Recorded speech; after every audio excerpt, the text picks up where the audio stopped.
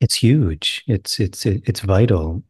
Much like I was mentioning that story from the Witoto, the Bora people, that God gave tobacco to humans so that humans could dream the universe into creation, much like God did. It's literally saying that God dreamed the universe into creation, that all of this is a dream. Now, that doesn't mean it's not real. It is real. That's the principle of duality, that the world made manifest is real, but that there's something primary to that. That's the realm of spirit. And we use words like we tell a kid who says, I want to be an astronaut when I grow up, or I want to do this. Oh, you're just dreaming, as if it's not real. We literally have built into our language that dreaming is not real. From the shamanic sense, they would say the dreaming is not only real, and that's not some strange idea. When I'm dreaming at night, who's dreaming? Me. There's no one else. The consciousness that's sitting here and talking to you right now is the exact same consciousness that I am when I'm dreaming.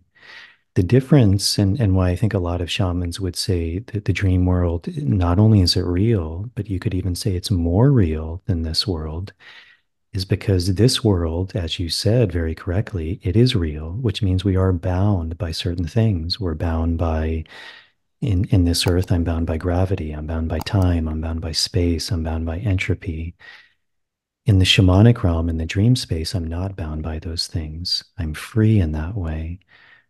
I can travel to another dimension. I can be in another world. I can interact with someone that I'm not physically present with. I can interact with someone who may, in layman's terms, be dead.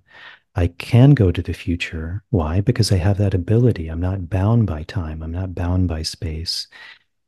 I could be an eagle in that space. I could be a panther. I could be a jaguar. I could be a non human being. All of these things are potentialities. And that's where the imagination is also, I think, also what you're alluding to. It's very important, I think, especially in children, to really harness that imagination.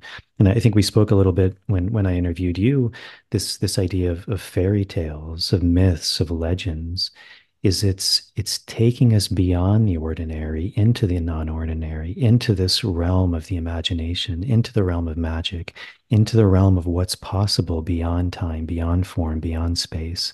And that is real. It's accessible. It's just not accessible in the base level that we're working with.